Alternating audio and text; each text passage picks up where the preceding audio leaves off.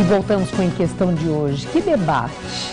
As condições que predispõem a tanta irregularidade, a denúncias de corrupção, a tantos processos envolvendo políticos de todos os partidos, vários deles. E agora eu quero retomar com o seguinte: o ministro Marco Aurélio Mello, por ocasião quando ele negou o habeas corpus para José Roberto Arruda em Brasília, ele chamou a atenção que o momento que o país está vivendo é um momento, ele usou a expressão alvissareiro, para a política brasileira e para a democracia. E aí eu gostaria de ouvir se os senhores sentem que esse escândalo atual, o fato inédito de um governador estar na cadeia, é um marco que pode estar nos remetendo a um processo de mudança que resgate a ética na política. O senhor acredita, professor? Eu acho que nós estamos num começo, sim, extremamente importante. E o judiciário está cada vez mais ocupando esse espaço, eu não digo só de moralização, mas de ordenar o sistema político no interesse público. Eu também acredito que isso, em parte, se deve à omissão do Legislativo. Mas aqui eu queria fazer uma pontuação. Não é omissão no sentido de que os deputados ou os partidos não queiram fazer. Eu acho que o sistema político deu tantas prerrogativas para o presidente e para o colégio de líderes que a maioria dos deputados pode fazer muito pouco. Então, o deputado Zé Aníbal começou a intervenção dele chamando a atenção por aquilo que eu acho que é o central. Nós precisamos enfrentar uma reforma do sistema político, com a participação da opinião pública e com a pressão da opinião pública para alcançar os pontos que podem liberar o sistema, aumentar a representação e, particularmente, aumentar a confiança das pessoas, dos cidadãos, de que a política vale a pena. Agora, o presidente Lula fala no endurecimento da lei, até transformar em crime hediondo, crime de corrupção. O endurecimento da lei pode ser também uma forma para esse resgate da ética na política, Zé Aníbal? Eu acho que sim, ajuda sempre, constrange cada vez mais. Intimida? E o fato de que você está tendo um judiciário que pela primeira vez põe um governador na cadeia. É um avanço, é um alvissareiro, como o Marco Aurélio Mello disse. Eu acho que nós estamos avançando, de um modo geral. Um sujeito que renuncia a mandato, outro que se assusta de cair de lá. A sociedade está muito atenta.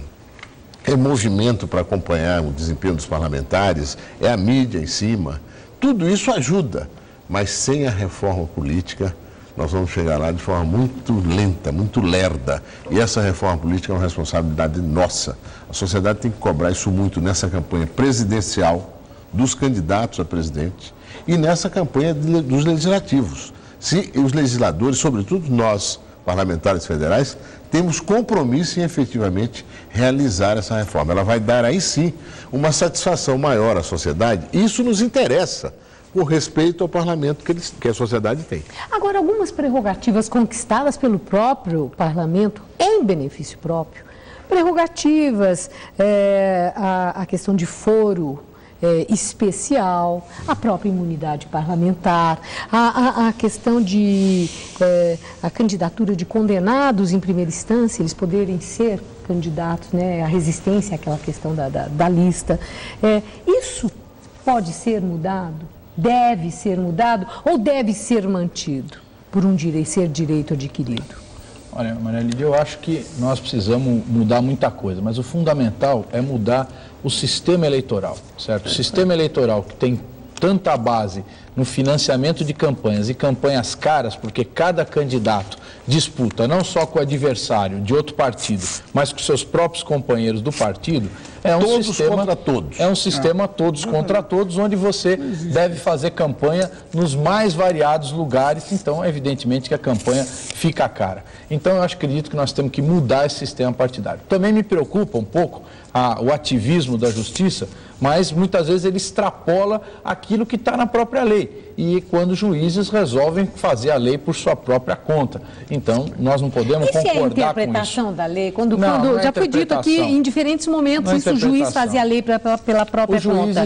Ele entendeu, ele interpretou no discernimento e na prerrogativa que que tem de que era daquela forma? Não, isso é fazer lei pela própria conta? Ele criou a sua lei. Ele criou uma lei, fez uma interpretação e adicionou critérios que tirou da própria cabeça. Então, nós não podemos concordar com isso, né? Nós queremos que haja, de fato, uma regra. Existe uma regra eleitoral votada, certo? Ela está expressa na lei eleitoral e o que a gente quer é que haja respeito a essa regra. O endurecimento na fiscalização deve ser feito, né? O tribunal deve fiscalizar. Não, na sanção, não é só na fiscalização. Na fiscalização para detectar os crimes eleitorais. E aliás, a Justiça Eleitoral está muito mais ativa nisso, hein? Nas eleições, muito mais fiscalização, nessa atuação.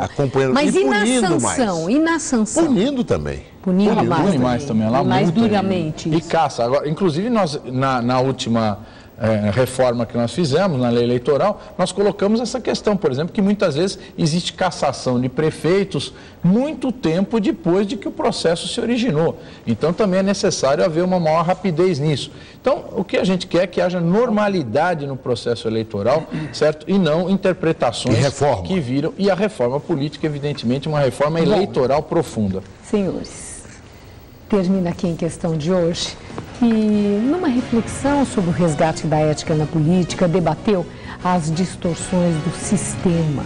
O sistema de financiamento de campanha, a promiscuidade na relação entre interesse público e privado, que seduzem muitos políticos de todos os partidos que acabam se envolvendo em transgressões e crimes de corrupção. Eu agradeço muito o empenho de todos no debate e desejo a todos uma boa noite. E amanhã estaremos de volta no Jornal da Gazeta às 7 horas da noite. E eu espero você. Até lá.